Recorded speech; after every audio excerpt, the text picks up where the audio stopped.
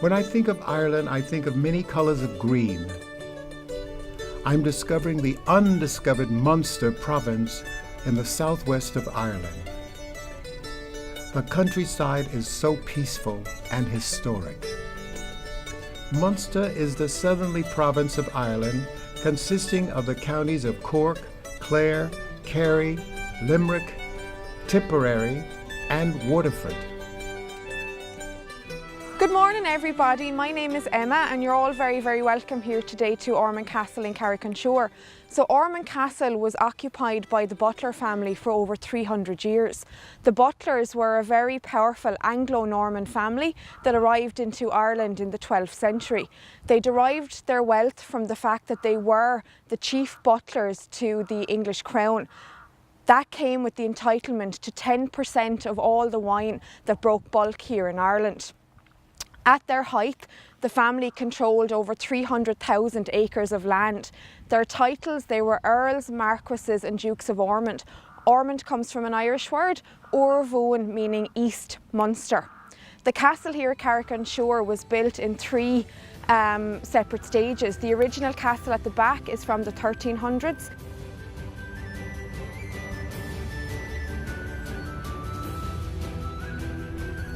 The Holy Trinity Church in Feather stands in the heart of the medieval walled town and the focus for the extraordinary number of late medieval structures arranged around the sides of the graveyard.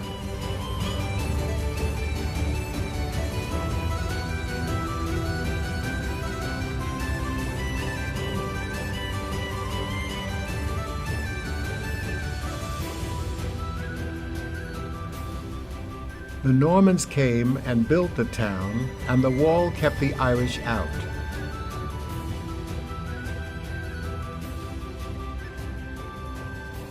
The Cliff Hotel sits on the cliff overlooking the sea. It's also a Michelin star hotel.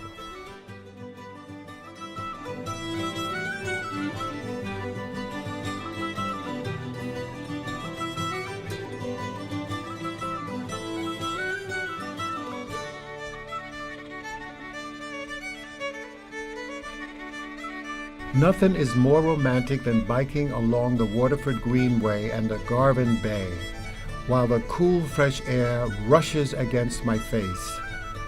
The green is beautifully manicured, and the trail is 22 miles of flats. You know, when I think of Ireland, I think of the green rolling hills.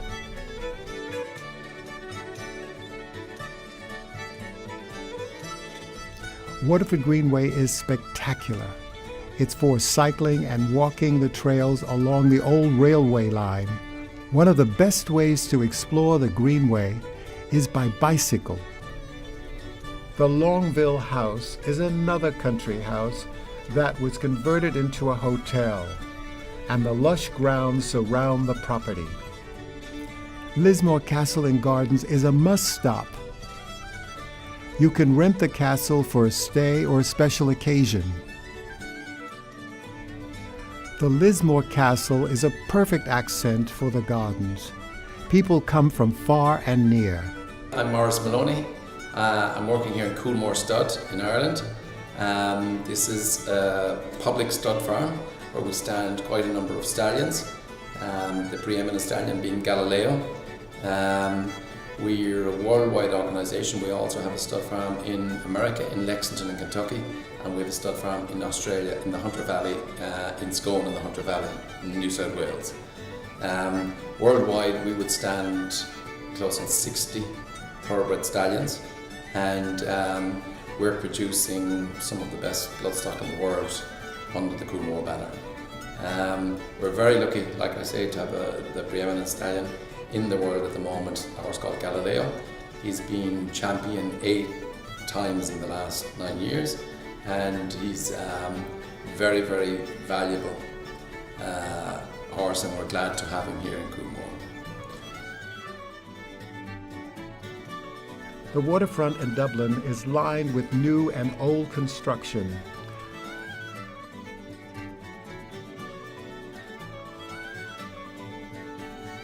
The Halfpenny Bridge in Dublin is the oldest pedestrian bridge.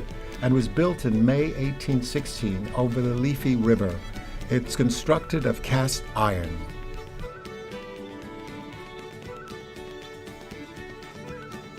I am more than excited to learn about the Irish history, and I'm at the Epic Irish Emigration Museum, which is, this is really a miracle. And Mervyn Green, you are the museum director. What does EPIC mean? EPIC is an acronym for Every Person is Connected. But it also describes the journey that a lot of people would have had to have taken, perhaps not from the 1960s or 70s onwards, but Irish emigration's really been happening for 1,500 years since St. Brendan and others that essentially were leaving Ireland in curraghs.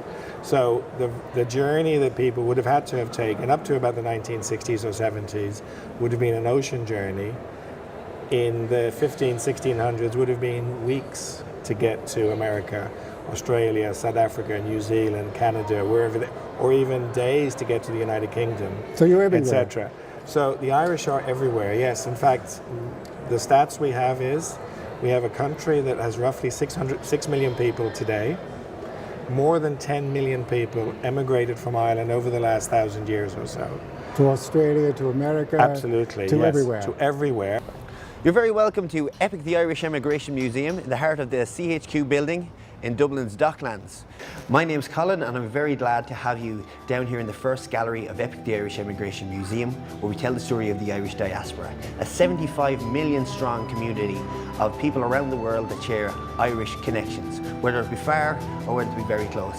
The first part of every emigrant's journey is going through an emigration station, like the one we have here, made to resemble the famous emigration station at Ellis Island in New York, where Annie Moore would have been the first lady to go through its gates. She received a $12 gold piece. The touchscreens in these pods tell the story of over 300 Irish immigrants, and we explore their adventures, such as, here we see the story of Constantine Scollin, who emigrated from Fermanagh to the Canadian prairies, where he interacted with tribes of Canadian natives.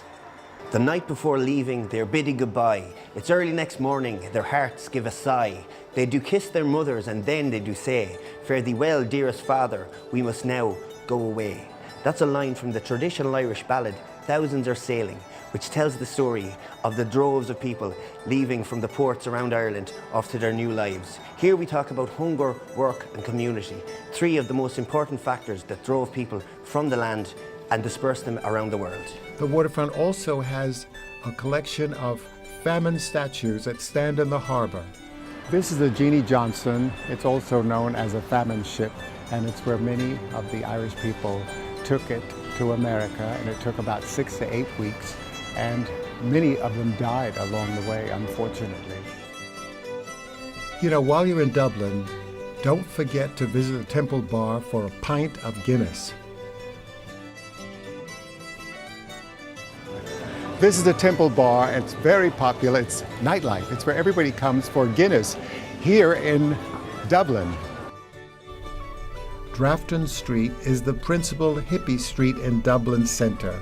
The bronze statue in the centre of Dublin is dedicated to their favorite son of rock and roll, best known as the frontman of Tin Lizzy.